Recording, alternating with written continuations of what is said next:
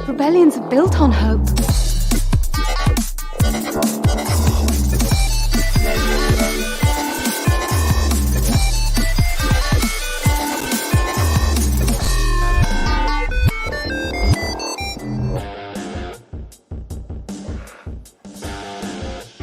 And welcome to another episode of Radio Rebellion, a Star Wars podcast. I'm your host, Alberto Calderon, and with us, as always, is our friend, our co-host, Obi-Wan Kenobi. Oti, how are you doing today? First week back without Ahsoka, without Star Wars TV at the moment.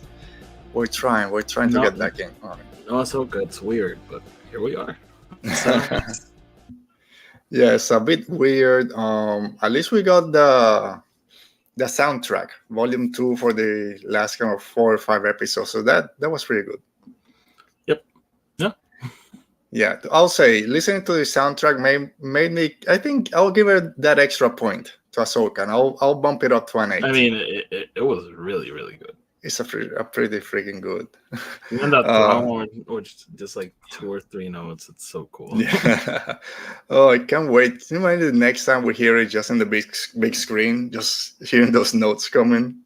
Yeah, I can imagine like maybe the IMAX or something like that. Just wow. Oh, that's gonna be something.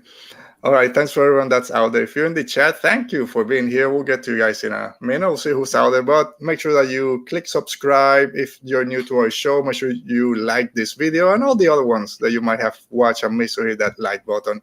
And comment down below if you're watching this on the replay. And of course, the audio podcast when this comes out later in the week. Give us a rating, review, and all that fun stuff. And make sure, like I mentioned, subscribe to our channel so you don't miss any new episodes when they drop. And you never know when we might do a special one.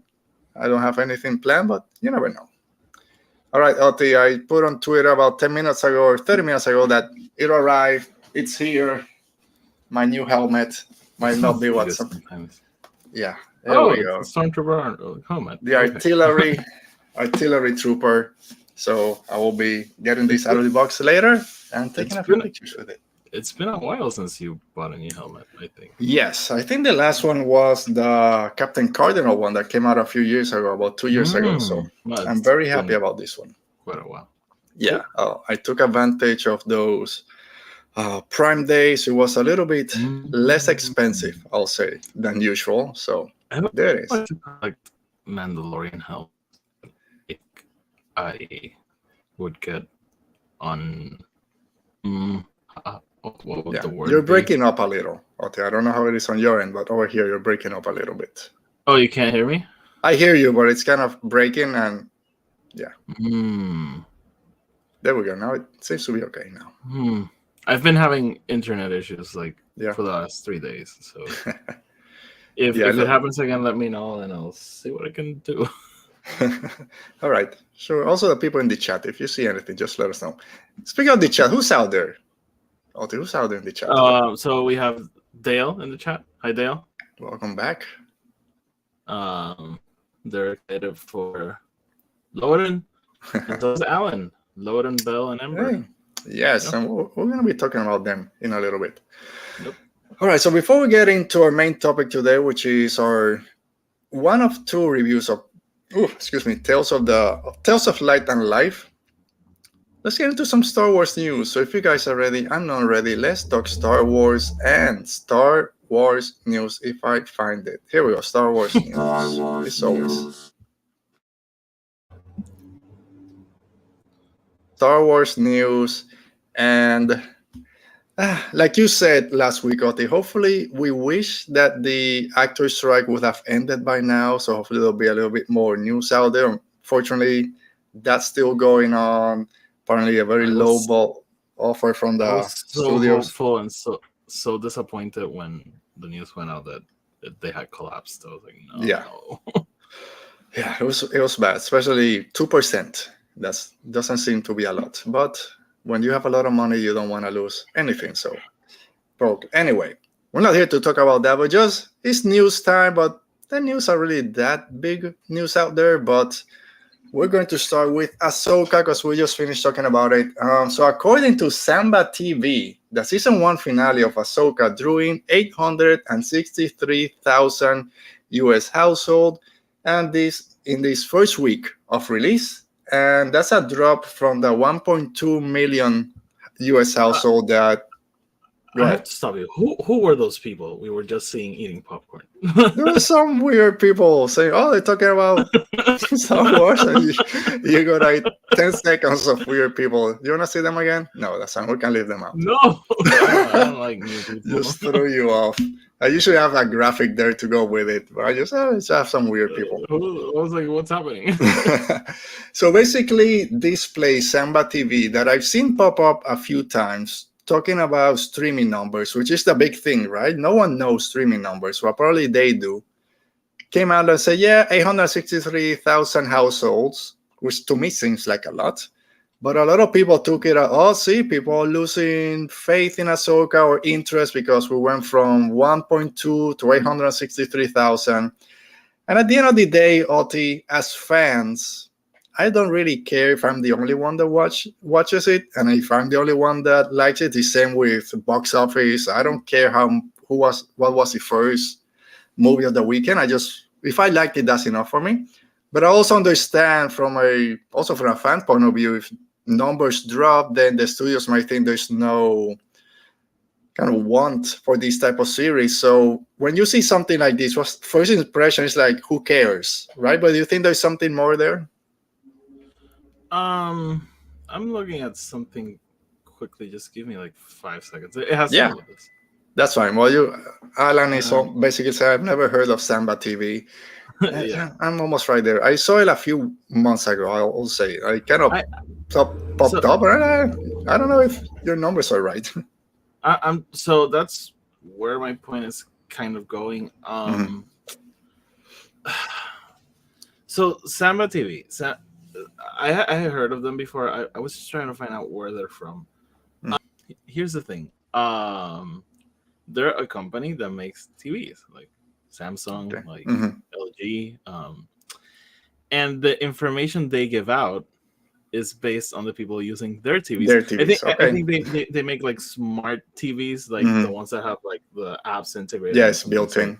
That's how they gather data. I think other companies like opt into some of their programs to, gather this information, but I don't think it's most of them. So their information is based on people who use their TVs and people who, or people who use TVs that use their program or something. So their numbers are just an estimate of what people are watching, and I don't even know. Like, you would even have to make like an educated guess on how that extrapolates to the entire population of people watching streaming. Yeah, I'm in auditor mode, just like seeing projections and how you would do them. Yeah. So you would, I think the demographics of the people who use Samba TV would be very important, and I don't know that information. So I don't know if they're like younger, older, like how maybe it is representative, and you could make like an educated guess, but we don't know. We don't have that information. So Samba TV is like the only one gathering this information, and as long as the studios keep that information hidden, it's the only thing we'll have. But people really need to stop sharing Samba TV information as if this is like the entire viewership. It's not. It's literally only people using Samba TV. So it's so weird. So being like viewership dropped, like I calculated it. It was less than 30% drop from the first day to the over 7 weeks. I don't think that's that big a drop. But again, we don't know, because that's literally if I walked around my neighborhood asking how many people watched, and then be like, oh, yeah, only 50 people watch us. Yeah, I'll let you know again. It's you're right now you're stuck. There you go. Now you're back. It's kind of lagging again. But can you guys hear me? Or you can't? Let's see what the chat says. Anyway, their answer. So I didn't know that. I didn't know that Samba TV was just Go ahead. Can you guys hear me, or am I here? Am I not here? I hear you, but at the end of your Samba kind of ramble, it started cutting in and out again. And I know sometimes the image gets kind of frozen, but it's happening more now. Okay, I'll be right back. Okay, so while you're back, I'll keep talking. So it's kind of weird. It's the same thing with like Rotten Tomato numbers. Like when it goes in your favor, if it's a movie that you like and the numbers and a movie it's fresh, then everyone's sharing those numbers. Oh yeah, 95% on Rotten Tomato. But if it's a movie that you liked and then it's gets a rotten, then people say, oh, don't worry about Rotten Tomatoes. That's just an aggregate. Nobody knows how it works. So just go watch something if you like it. Kind of see it the same way, right? Samba TV, how accurate are their numbers? Like Oti was saying, this is just a company that makes different brands of smart TVs. I have a smart TV. I don't know if it's part of the Samba family. I don't care. I don't want to know. As a fan, again, I don't care. Just give me a season. If I liked it, great. That's the only thing that matters. I don't care who else around the country watch it. But like we were saying before, if numbers are down, then Lucasfilm, Disney, or all these other studios that recently have been very reactionary. I'm not even going to go into all the talks between the studios and the actors and the writers, just going through a lot of this. Very important for them to kind of finish the strike and come back. I know those are more complicated talks that I can really get into, but I'm sure if they see those numbers, viewership is dropping, we're not going to put more into it. So I wish the numbers were higher, but like we kind of mentioned, we don't know the complete number of people that are kind of in this Samba stuff. Yes. I'm just gonna jump right in. I just told you the numbers are not accurate, and you're here saying like, I wish the numbers were accurate. We don't know what the numbers are. I know. I'm just trying to get this along while you come back. But when I was hoping you were on another topic. So Samba TV, again, we don't know the demographics like you mentioned. I know in that the little thing that they put, how many people watch it, I think they said older millennials are the ones that watch it kind of more. But that might be just the people that buy their TV because it's easier. You don't need to have a Roku or an Apple TV or a Amazon thing. If everything's there, it's a lot easier. We older millennials like it that way.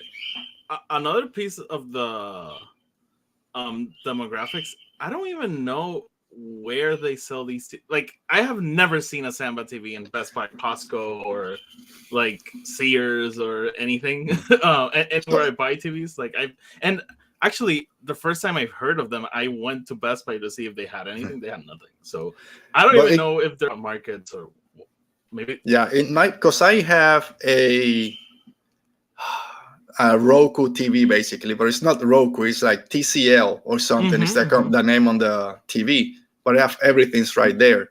So it might be the same that Samba's kind of this bigger company they have all these smaller TV companies. But again, if I were to look for a TCL TV, I would find it in Best Buy. Like that's what I'm saying. I've never seen anything like with the Samba logo or anything. I don't know. People in the chat, have you guys seen a Samba TV in any store?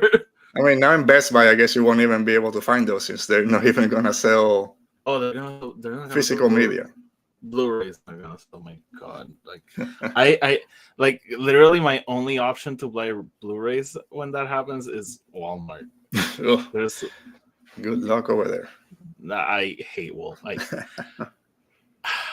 I'm not gonna go on that rant.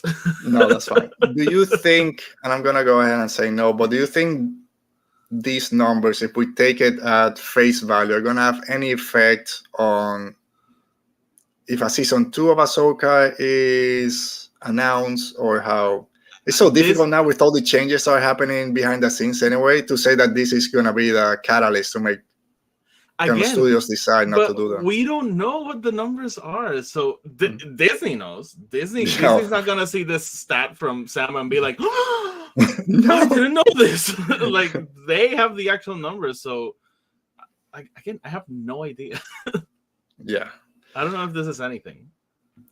All right, now there you'll see for Acolyte. It'll be Alberto, it's been 14 minutes. Let's jump to another topic. We'll spend like 5 more. All right, so this is a little bit more Star Wars related. All right, let's take this out of the way so you don't need to say it. I know Alan's going to be happy about this. So book characters are jumping into the animation front and no weird people watching TV. Here we go. So Star Wars dropped a new trailer for the newest season of Star Wars Young Jedi Adventure. And fans of the High Republic spotted a couple of surprises where we saw Belle, Ember the Charhound, Loden Greystone, Stella Maru, and of course, Starlight Beacon before the fall, all in that glorious Young Jedi Adventure look. Are you happy? I was very happy when I found out. TMI. Do you remember where you were when you found out Loden was going to be in Young Jedi Adventures? When everyone on Twitter was going nuts that he was going to push Belle out of a tree, basically, and we're going to see. Oh, that would be fun. So I was sitting on a toilet one day and found out.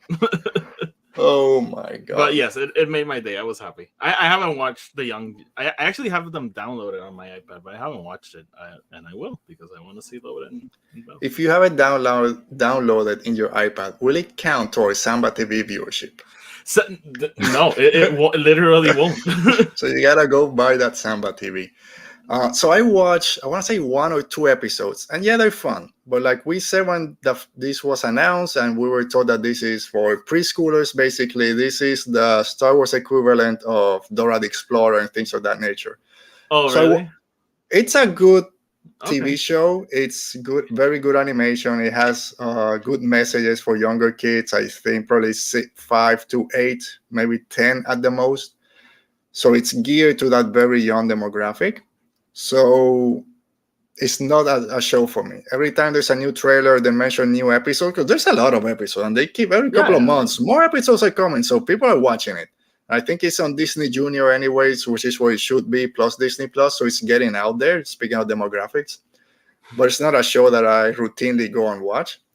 So Alan, who's in the chat, I want to hear from him, because people on Twitter, which are not the demographic, are very happy anything Young Jedi Adventure shows up, and they're, yeah, finally, and this show is great. How are you? Are you happy, Alan, that this is happening? Have you been watching the show? Let us know. Will this make you watch an episode? Oh, it was okay. This is the episode. Where... No, 100%. I'm gonna check it out. Like, okay, I want to. It's Belle and Loden. I want to see them. Yeah, I wish this wasn't canon. I don't know. Hopefully they don't give a crap about canon, because I want to see little knobs fight against that Rengi or something, and just make friends with a deadly plant. I don't need canon stuff to come into this, because kids don't care. I want to see Mark and Ro get his ass kicked. Exactly. I want to see. I think that could happen and be like, yeah, it happened that one time. Oh, I would love it. So I was gonna ask, but it's because I have young kids. I have 2 kids, but I think they're past this age.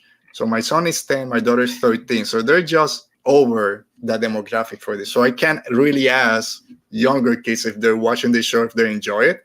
Because I only see people online kind of spouting off. And kids are probably in the phase that it's lame. I think my daughter maybe watched part of the first one, but if I tell them, hey, you want to go watch this show? Because I show them the trailer, like, hey, I don't care. My son just watches YouTube. Michael Auntie Lauren. That would be fun. On that first episode, if they went ahead and did this and like reference it in like one sentence in a book, I'd be very happy about it. That'll be great. I forget the name of the characters, but just mention Nobs. Oh yeah, I just came back from talking about with Nobs. He's coming to help out. I forgot where I was going. There's a character in that first episode. I think he's a recurrent villain. It has a weird mask that cannot work as a Nile mask. It can work for Martian Road. It'd be very cute to see in this format. Hey, if the first like merch we got from Martian, I can't remember now. Yeah, I think it's Martian. Is a plushie. We'll get it. I would get it like day one. I buy like 3. Yeah, I'll take little baby Yoda, Grogu out of there. I'll put plushie Markion back there. I get the T-shirt with him fighting Nubs. Yeah, and Kevin Scott, I believe, it's involved in writing those episodes. So I'm glad to see that this continues bringing book writers and comic writers into the animation front. And I think even if it's not for us in terms of demographic, it kind of gives a little bit, I hope it's not the right word, but maybe this is the first into TV for the High Republic. We know the Acolyte is coming around that same time frame in terms of where this happens. So maybe we'll get more live action or animation with some of those characters that we love. We'll get some Phase 2 stories. All right, so that does it for our Star Wars news this week.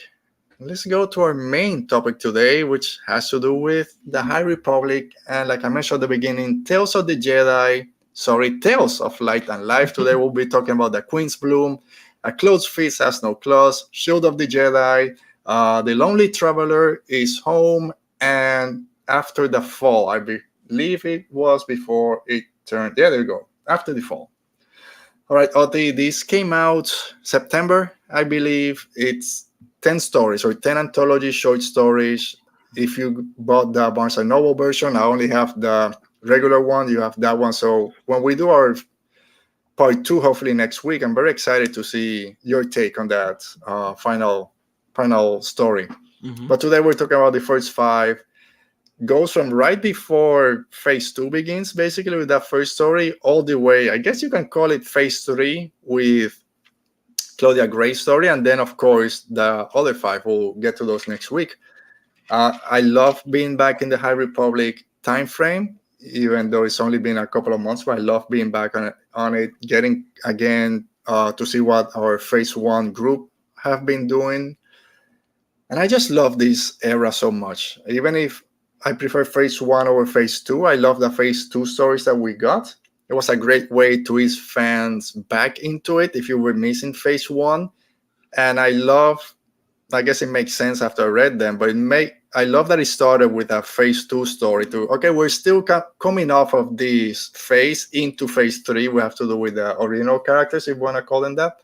And it's not jarring that, okay, we're back with Phase 1. Forget about everyone else. Quick kind of impression before we start going one by one on these stories. Unlike you, I haven't finished the book yet. I still have, the second half to go and that extra story. But so far I'm liking it. It makes me happy to be back in this era. It's funny. It took me until the third story to be like, okay, we're back. And it's weird because it's a Shalandra show story. Mm-hmm. And it's like technically Phase 2, so I didn't love Phase 2 that much. So but it was that sort of, I was like, okay, yeah, we're doing High Republic again. Yeah. And I'm excited. I'm happy. I'm happy we're talking High Republic here again. I took out my shirt, even though it needs an iron. But I think it's been a fun book so far. It's not at all, and I don't think it's even aiming to be that. It's not at all at the heights of what the High Republic has been. Yeah. But it's been fun, interesting stories related to the characters we've read, especially the first one we're gonna talk about. And I even thought the third one was interesting too, because they weren't maybe the story I was expecting they would tell for these characters.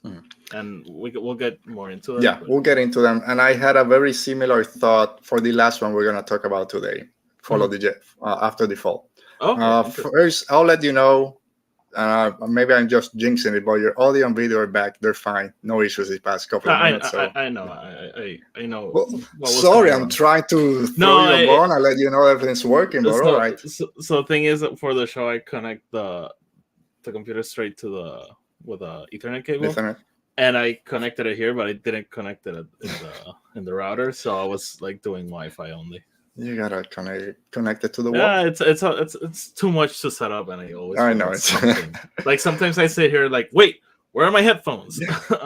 It's like every time before we start the show, I gotta go to my AT&T Smart Home app and prioritize my computer to receive most of the bandwidth. So I get it, and sometimes I forget. I'm 2 minutes into it. Anyway, so like you mentioned, I'm glad that we're talking High Republic again, and I'm glad that we're talking books again. I know last few is just done a quick kind of a spoiler-free review. I'm glad that we're here to just talk about everything. So let's start with Zoraida Cordova and the Queen's Bloom. She's back writing our friend Axel Greylark. And I love the way this started. Axel Greylark is dying. Those words are and it just what I needed to say, okay, we're back with this guy that's just over the top, talk about being melodramatic. He's just there faking his death, basically. So I love this The story. I the mi- love. the minute I read that line, I was like, "What is he up to?" Yeah, exactly. We know he's not dying. But I love that this goes back even before phase 2. It's an Axel Greylock that we haven't seen before, Mhm. but he's pretty similar. But we got a lot with him. We got to see his parents, especially his dad, which we just kind of we mentioned before, and something happened between him and the Jedi that Axel's always kind of have this hate for the Jedi. They're responsible for his death. Lexir Greylock, I believe, was his Mhm. name. Can I mention something? Yeah. That's what I was referencing that I loved. I love it wasn't the story of him losing his dad. Okay. And I thought it was going to happen by the end of it, but I guess I I'm was glad. expecting that to be the speak because and they even like tease it a little bit because there's Jedi involved. And I thought that was and it. You're like, oh, what's gonna happen? But I like that it was a surprising turn, and I think rather than show us that traumatic moment for Axel, it showed us why it was so traumatic for him because it just grows that relationship with his dad. And it happened again with another story that I thought it was going one direction. It's like, wait, no, that's not the story they're telling, and I appreciate it. Yeah, it's this quote, I have it here at the end when his dad says, "Remember this, Axel, I will always be proud of you." That he's always thinks that he's not hasn't made their parents proud, especially his mom, because they pushing him to politics, want to follow their footsteps, and he obviously goes a different route. Reading this, it reminded me when I was 18 to 21, more or less. There's a scene here when after he gets out of this coma, basically, that he's at, that he makes friends with the groundskeeper, the lonely adjunct professors, all the lonely people. So then they can help him kind of make up his lies or help him out when he needs them. And it reminded me growing up, being a teenager, my parents had in Isla Verde a condominium right next to the beach. And we would do barbecues out there when we were, again, 18 to 20, early 20s. And every time we were doing barbecues and there was going to be beer, alcohol, loud music, the first burger that came off the grill would go to the security guard. We always went to the security guard at the front, gave him a burger and a soda. And dude, we're going to be back here. This is for you. I know you don't have breaks. And that way, when someone came complaining about loud noises, he would just come, hey, just keep it down a little bit, but keep doing your stuff. It brought me back to that. I know that, Axel. I know that guy. I think in that way all Puerto Ricans are also because I'm like that kind of person. Every time like the police or someone comes to my house to do a job, I'm like, hey, you need water, you need something, and that's like like a thing from here. Like we're always like trying to keep people in just so they can help us out when we need it. You never know. All right, so the whole story revolves about this festival, the Queen's Bloom Festival. And he's kind of, am I going? I'm not going. There's this girl I'm interested in, but I got a rivalry with this other guy. But we're still kind of working together. And then, of course, it kind of comes back to bite him when I don't have the name of the woman here, kind of betrays him. And it was part of her plan. And we're introduced to Elysia. Yep. And I'm like, oh, man, here you are, plotting, corrupting people, calling him chaos for the first time, talking about liberating some exes because they were just stealing stuff from, I guess they were posing as, I guess, caterers or something like that. So I enjoyed that part because it gave us a little bit also with, I guess, who's going to turn into the mother with Elysia, kind of just building that reputation of these people have too much. We'll take it from them. And then we'll do our own stuff. Did you like that part? And also how she sees in him a little bit of what by phase 2, we know how she's going to use that against him. Yeah, I also like that it wasn't his joining with the...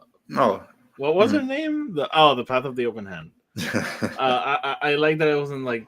Because at a moment when it was revealed it was her, it's like, oh, we're going to see it. We're going to see it happen. But no, they hadn't even met. I like them. I like them meeting for the first time, and that twist that the girl he likes is actually involved with them. That was pretty smart. Mm-hmm. Yeah, so I love this story. It was a great idea again to start with this phase 2 character, which is very recognizable.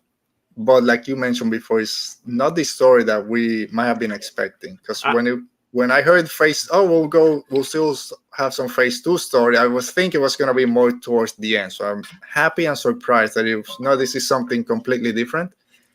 And like you said, I'm glad that we didn't hit those obvious points of the Jedi kills his parents and he joins the Open Hand. No, that's something else. He's still a good person, basically. I was kind of a little bit bummed that it wasn't a Gela and Axel story, but I'll get over it. I'm sure we'll get it at some point. We'll get a continuation of that Gela, Natai, and Axel.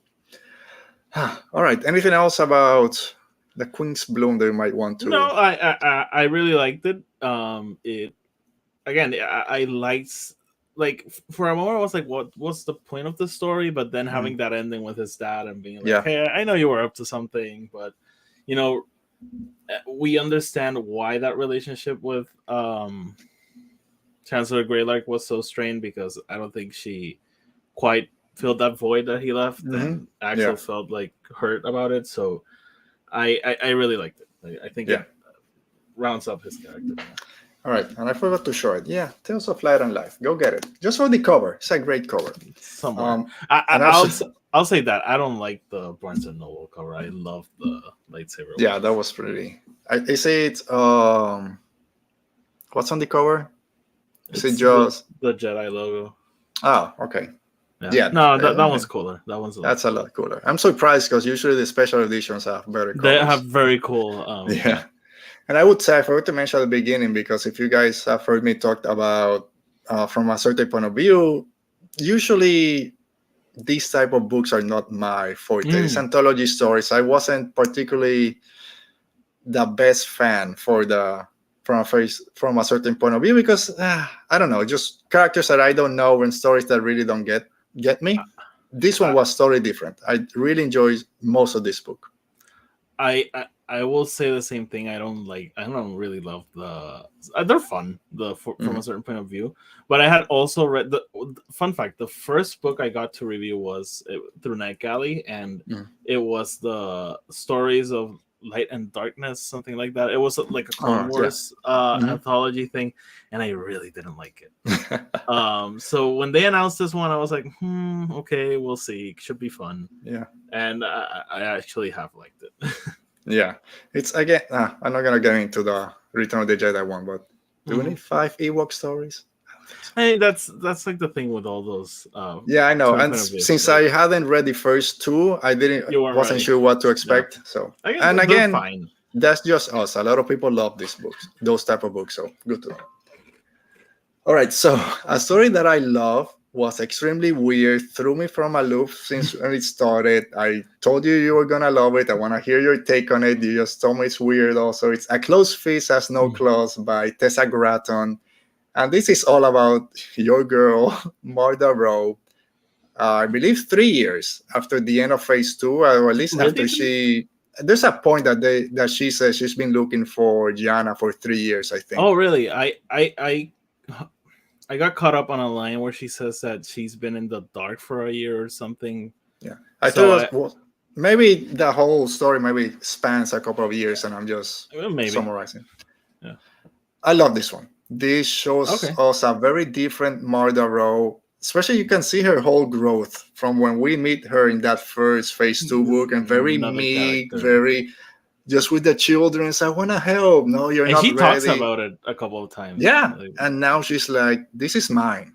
And everything that I have and everything I'm building is for you there, for her, the people, her offspring, her grandsons, great, everyone that's coming behind. This is for you guys. And I don't care about the galaxy. I don't care about the Force and trying to liberate. We're doing it my way, and I'm going to go find Everini. And we're going to rule this galaxy, basically. And we start seeing the beginning of the Nile, the beginning of everything that by phase 1, Markion and Asgard Row had built to. So before we go a little bit more into the story, I loved it. Every Okay. single line of this story I love, because I didn't expect her to go this far, but I love everything, especially meeting all the other Everini, them kind of telling them what each name means. Everything has a different interpretation. They're all And- crazy. Oh, they're all freaking crazy, taking people. Yeah, just come to my ship. Oh, we'll go. Yeah, you can leave later. No, you can't. If you're leaving, I'm killing you. I almost killed my. I love that she referenced how she cut off Yana's hand. Yeah. My cousin, whose hand I cut off. There's something like that. Did you like it? Because again, you're a fan of Martha Rowe, so this is a different take on her. I love that character, and this story, I still love her after this story, even though I'm worried. So I like the story. I don't think it was bad. I didn't love it as much as I wanted to love it when. Oh shit! It's a Martha story. But I still liked it. I think I maybe need to read it again. The whole thing.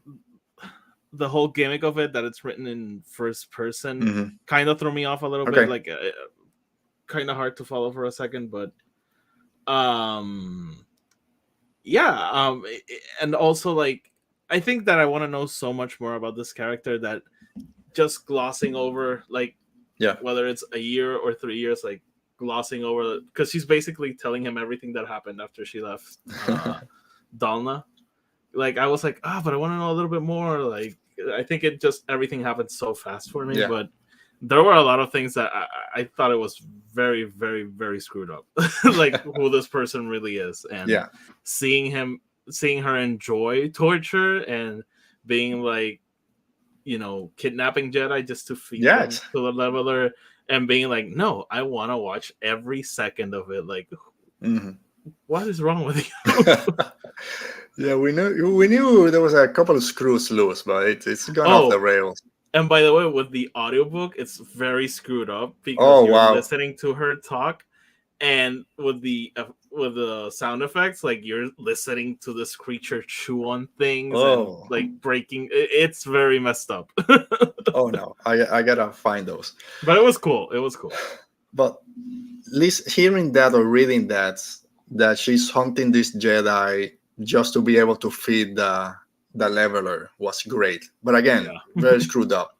Also, she talking about maybe we made a mistake by taking the leveler out of their planning, which a lot of people have been saying that this might be the end of phase 3, or why the Jedi need to try to return the levelers to where they were taken. We'll see how that goes. I mean, for me, it's interesting because I don't know if you remember when Markion is looking for the leveler in Rising Storm. Rising Storm. He keeps seeing Asgard telling him, like, there's a reason why we didn't keep this power around. Like, you have no idea what you're dealing with. I have to read the Rising Storm again. I think there's so much in there now since we've been so far off. There's a lot there now. I think it's gonna make more sense. I think you're right, especially like that big, and maybe even rereading those first chapters of Markion in Light of the Jedi, where he's just like sitting around watching everything play out. Yeah. Oh yeah, those are great. I remember in Rising Storm they talk about this staff or something that he has. Now we know a little bit more about it. And he's with his cousin. So he just left him there to die. Yeah, okay, you serve your purpose. But again, so the rows like repopulated or something. I also love that Marda's hunting for Evereni, the same way that Din Djarin was looking for other Mandalorians in season 2. It's like I didn't think of that. Yeah. But I just love all that. I'm alone. I've always been alone. Just me and my sister are the only ones from this species that we know. I gotta go find more of us. And you think, okay, this is kind of a heartfelt story, right? She just wants to connect with her people. No, we're taking everything. Nothing is really given. We're taking food, credits. Everything is ours. But at the end, it's going to be to pass it on to her progenitors. That I loved. Like, again, it's something I say, like, the dark side isn't really just exclusive to guys with hoods and who shoot lightning. Because that's like a very dark side thing. The only way I can gain power is by taking from other Yeah. people, by dominating, and that's what she's doing. Mhm.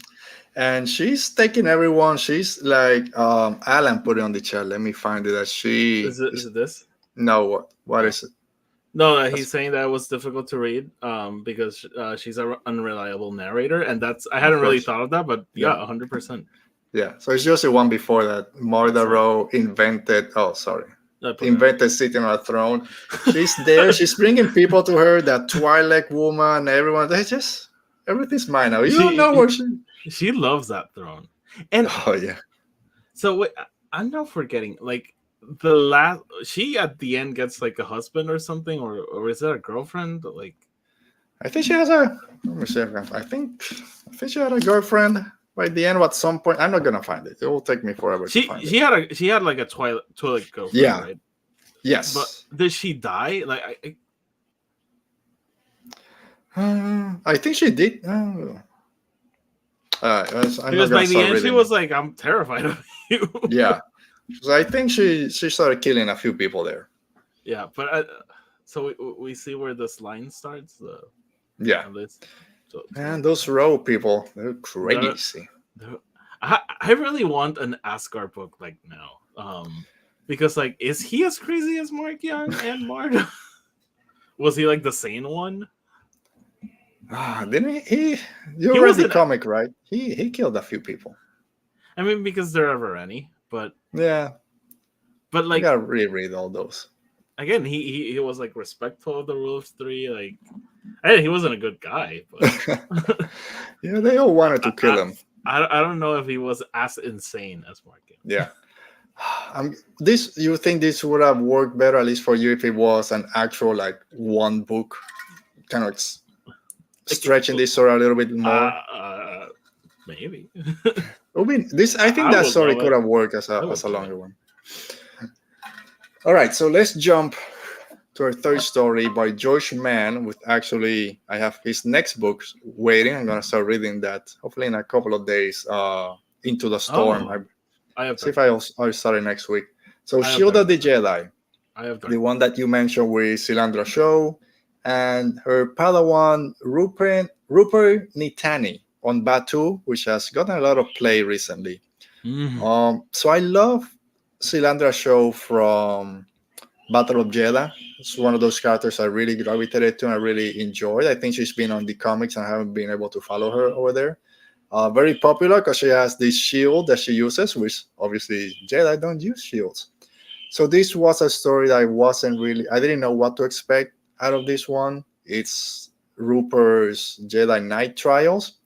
And I like there was I got a job for you, go find my shield, and that's your trial. And she said, oh yeah, this will be fine, it'll be fun. I know her hiding spots. But it turns into this whole adventure where she finds this village that's suffering from an attack of basically a dragon collecting gold. But it's this creature called a Salmaca. It's taking just takes junks and hides it away, and that's where the shield is. But of course, there's more to it. Was this one of those stories that took you by surprise a little bit? Maybe you wanted something else? It did. I think that of all of the ones I've read, this was the one I least liked. I still liked it. But it was interesting because at first, when I heard there was gonna be a Cilandra show story, I immediately thought it was gonna be the story of the Padawan she lost. Oh, okay. And when the books, I was like so convinced of this. When the book started, I was like, wait, is Rupert the one from Phase 2? I can't remember now. So when I looked it up, I was surprised because okay, so it's not that story. So what is this? But it went deep into the themes of what it means to be a Jedi, what the trial should be about, and I really liked it. Yeah, I enjoyed also that we got P3 back, the droid P37A, this sarcastic droid from Battle of Jeddah. I love just the way that he talks and all these proverbs and whatever. And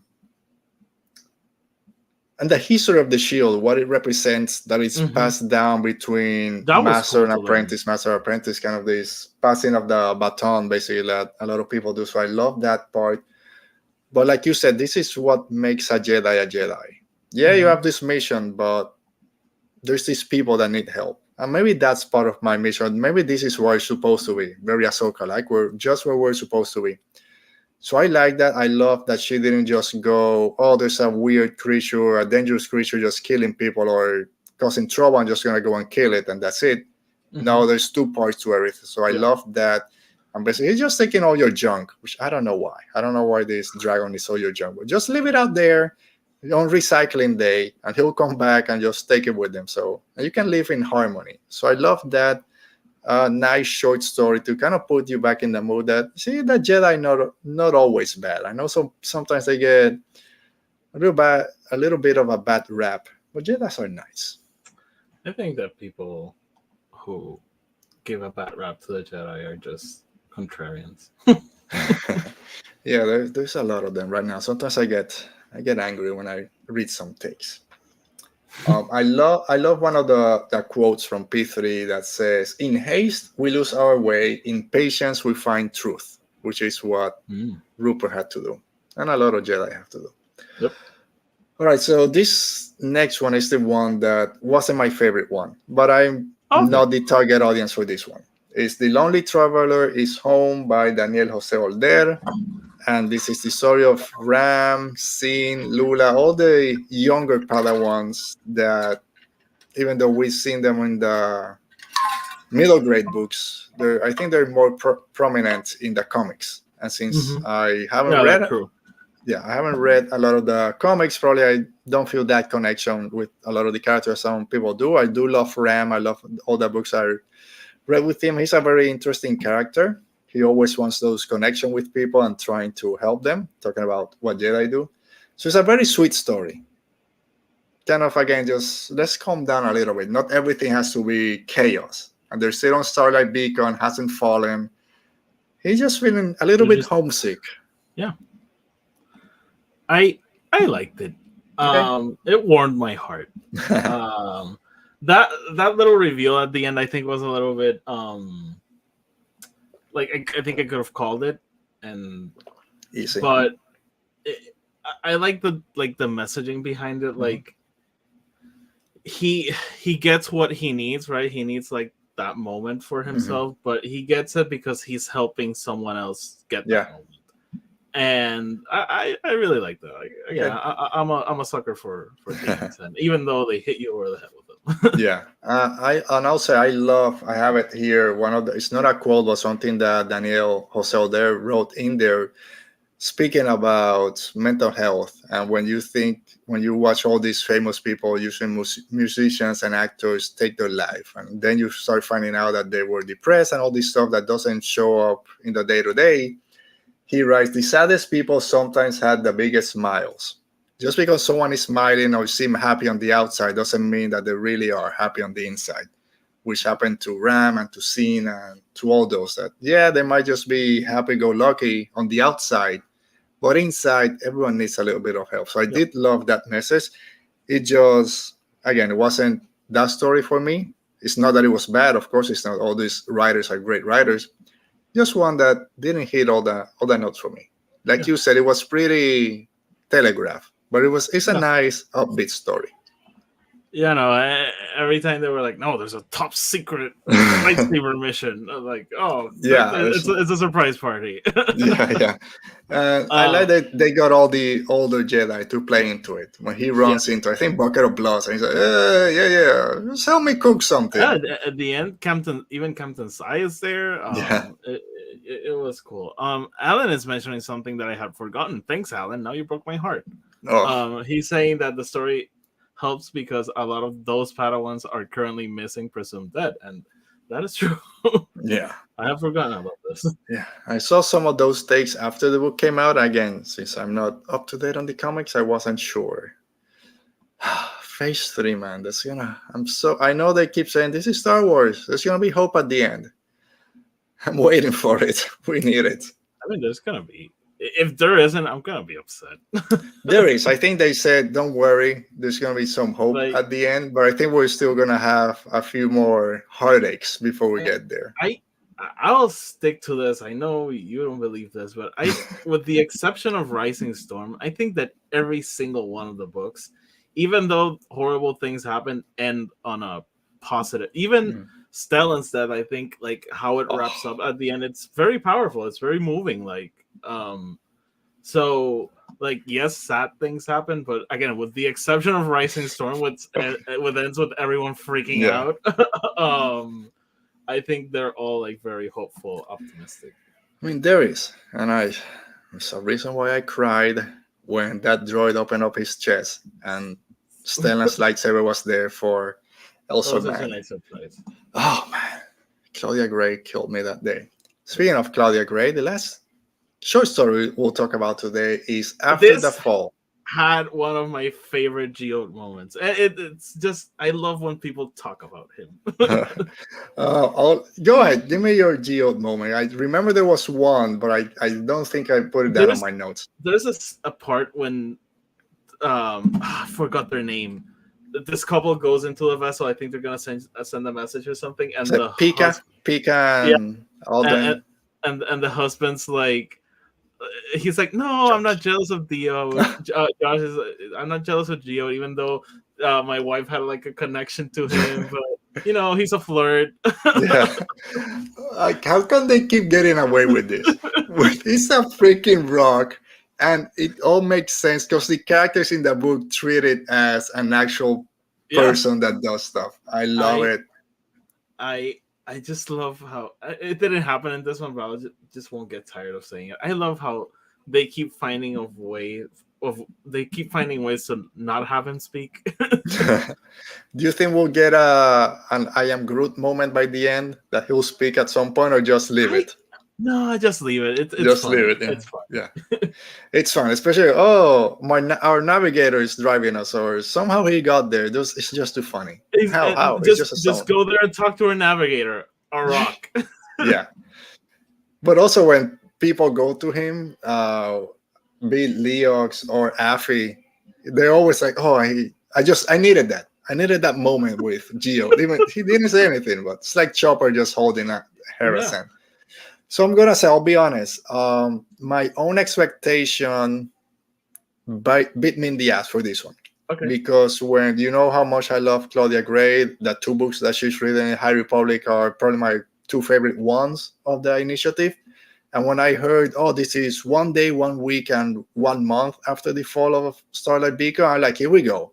This is a story about the Jedi getting ready to kind of call in the troops, get everything ready, and head back out. And this was totally far the other way. So it took me a little bit to kind of put those expectations to the side and get into the story that was told. I love the crew of the vessel, and I love the message, especially, unfortunately, also with that real world. Every time all these horrific catastrophes happen, being an earthquake, hurricane, or what's happening on the other side of the world right now, all these humanitarian efforts that come in afterwards, and you see, we gotta help. How can we help? And this is how does the Republic and the Jedi rebuild at that point? And we have Avar Kriss on a food line giving food to refugees, basically. And this is the greatest Jedi Master at this point, basically, doing this and being humble and tired of being in that line and telling, in a time of darkness, you turn toward the light. Avar telling Affy when they're kind of doing what they're doing now, but also showing how the Republic is keeping track of everyone. Yeah, you'll be able to leave, but here, you gotta wear this bracelet so we know where you're going. You can't go to the occlusion zone because that place over there's closed out. I love that they reference Martian's message and being like, "Oh, nobody can come here." Yeah. I know Leo's talking about, we talked in the previous story, how an uplifting message was Affy Hollow just enraged of what happened. And Leo is, there's nothing we can do for the dead.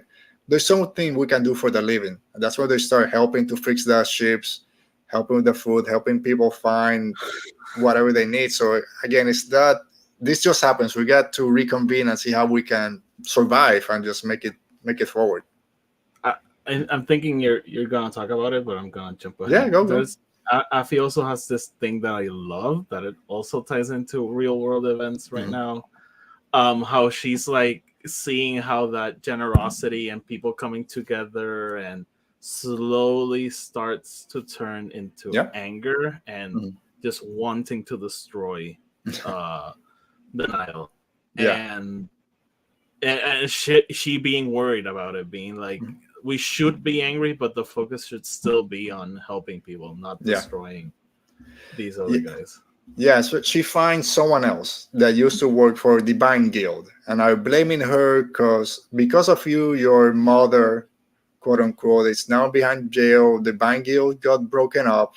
We got none of the kind of security that we had before. This is your fault, and everything was going to go to hell, like you said. Everyone's getting very angry, and going to that point, Afi says, I have it written down, we're only powerless when we are alone, and we are not alone. And even though it took me a bit to get into this story, I love that message and how she finds out, no, there's more of us, basically. Everyone that used to be in the bank, we can still work together, not within virtual services like we were doing before. For everyone here gets the same cut. We're all doing this. And it's not just the Republic isn't going to save us, not the Jedi. We got to do this ourselves. We got enough ship, enough people. We can go into the occlusion zone, come back, come with information.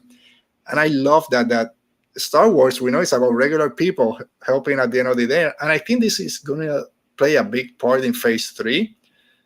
Maybe not to the point of Rise of Skywalker or, where's the Navy? I didn't know they have a Navy. It's not Navy, it's just people. I think it's going to come to a point that's not just the Republic and the Jedi that are going to be the ones to defeat them now. They're going to need help from regular folks. I mean, but I think, I think that's what it's going to be. I think because by the end of it, yes, the Jedi are going to be like on a steady way downward spiral. But we do know the Republic comes together, and even though the Republic is imperfect and somehow corrupt, they do come together and form this massive government, which they don't have at this point. And I think we're going to see a lot of that. I know there's a lot of people thinking, how are we going to destroy the leveler? Oh, the sword of I don't know who, and the staff of I don't know what. I guarantee you, it's gonna be closer to the power of friendship rather than the power of this mystical weapon. Like I'm pretty sure that's the word. Dude, I could be wrong, but we'll see. Baylan will find Mortis, open a portal to the High Republic, He'll get Darth Bane's blade, go into the Markian ship, and kill him with the Mask of Moment. And then that changes the whole trajectory, and the sequel trilogy doesn't exist. It's all part of the plan. It's right there. All right, so that kind of brings an end to those first 5 stories. We'll come back next week, hopefully next week, if you finish all of them. I will. And I believe we'll talk about my favorite story, which is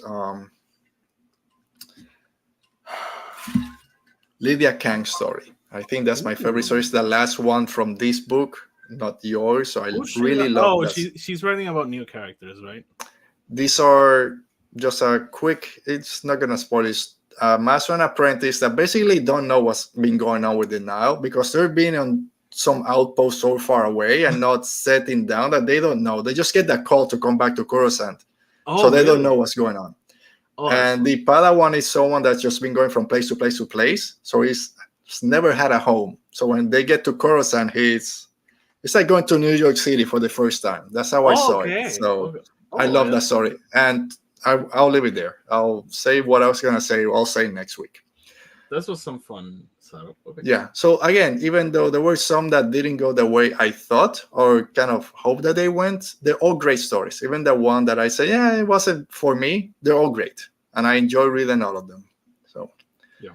All right. And then before we go, I don't know if we want to do a wall between fandoms at the end, but I'm going to go to Rebel Thoughts real quick. So this is this other part of our show. I want to hear what you guys think about Star Wars in Rebel Thoughts. Well done. You're a rebel now. And also with this one, because he's been in the chat all day, he's always great when he's here. It's our friend Alan. So Alan Martin, he wrote, because I asked what people's favorite stories were, and he said, DJO story was so much fun, very cute. I miss Ram and the other Padawans so much, which is why I'm super excited to see Starlight Beacon in Young Jedi Adventures that we mentioned today. So I wanted to get that message there. So thanks, Alan, for this. So yeah, we mentioned this pretty much the whole time we talk about this story. Very uplifting story, but like Alan mentioned, you reiterated, we don't know a lot about those younger characters. Hopefully, they'll be fine. They'll find them. All right, and our friend Amy at Guerra de Galaxia wrote, "A closed fist has no claws.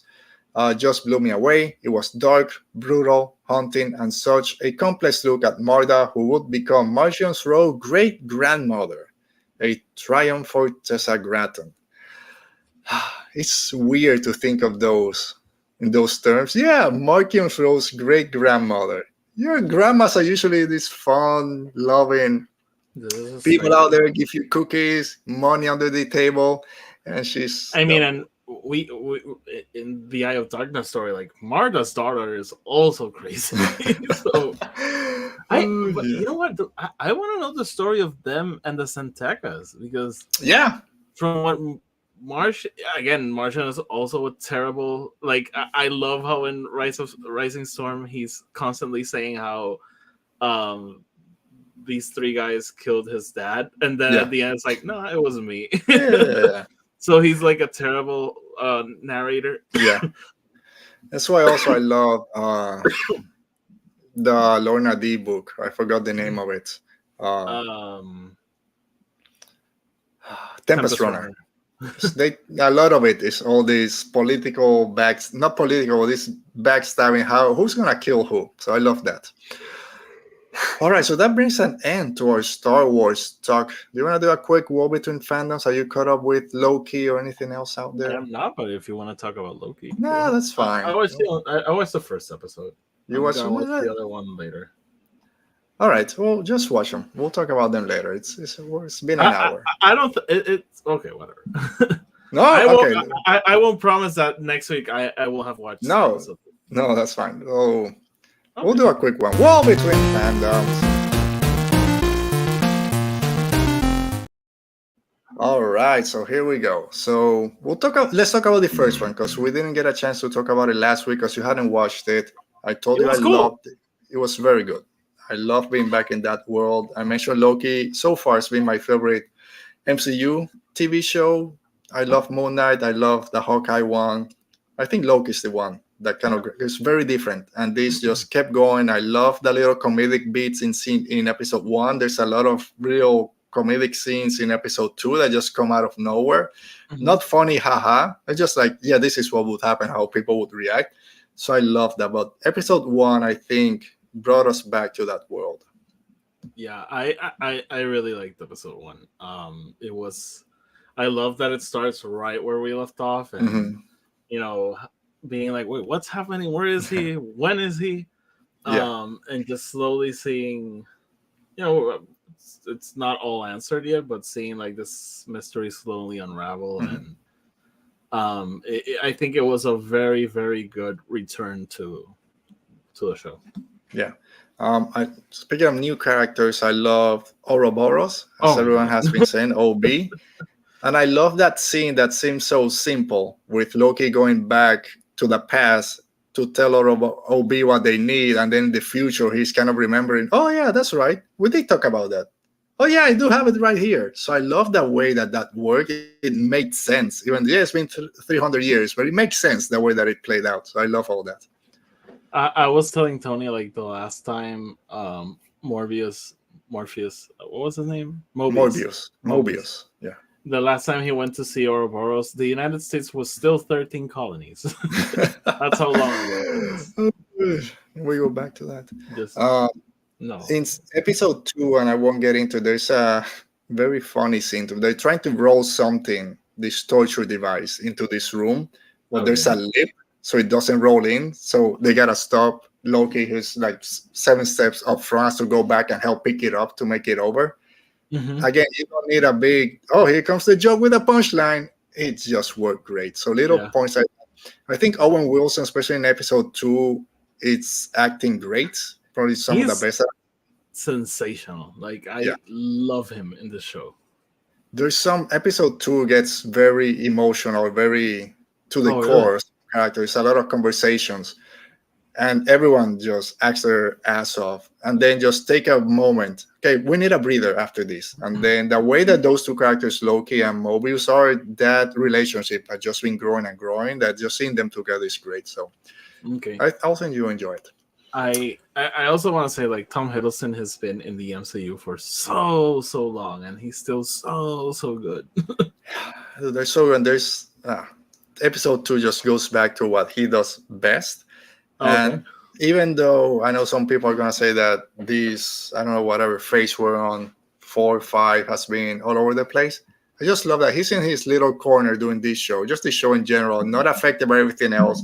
I don't care if it breaks canon or changes this that happening Ant-Man. I don't care. This is what we need right now. So I love it. Yeah. All right, so that brings an end to our show today. We'll be back next week to talk a little bit more Tales of Light and Life. Hopefully the strike is over by then and we got more news, because We'll see. I'm sure there's a lot of stuff that they already have planned out, but they haven't been able to say just yet. All right, Oti. By the way, New York Comic Con is still going on. We haven't gotten books announcements. But Tomorrow. Tomorrow. That's gonna be. I think we'll let me set aside right now 10 to 15 minutes to talk about all the book announcements from tomorrow. We'll do that next week. Yeah. Really, I know you're not excited, but I'm really hoping for the Thrawn book. Like, you convinced me on it. If it's a different story that's Thrawn and Ezra and whoever in Peridia figuring things out for 10 years or 5, I'll take that story. Or give me a Shiz Ascendancy story without Thrawn. I'll take that. Give me I just want Aralani. If that happens, then you can do the spoiler-free review here, because I won't read it unless they send it to me. Hopefully they'll send it. Okay. But yeah, there's a I don't know. Can we get? Do you think maybe a surprise High Republic? Like, yeah, Phase 3 is done, but we're coming back to do something. Michael Siglain said, like, it's not over. Like, just wait. I don't know if they'll wait until, because the music is still going on. Phase 3, right before or during or just a little bit after the next Star Wars Celebration. So I'm thinking they'll have a big panel, celebrating the High Republic, and maybe that's where, like, I'm gonna write this story now. I'm gonna write this story. Like, we'll see. It's gonna be interesting. It's a lot of cool stuff. Maybe I don't know. I'm not gonna speculate. I think they've set up enough to, like, have different threads to pull on when it ends. Because we can even go back to Phase 2 and work with those characters. So we'll see. All right, we'll find out. So thanks to everyone that made it to the show today. Alan, Dale, there was someone else, maybe. I don't know. Alan, Dale, and to Amy for sending their comments. We'll see you guys next week. Further High Republic. Let's keep going further, higher, faster. All right, guys, we'll see you next week. Thanks for being here. Stay safe. Be safe. And may the Force be with you.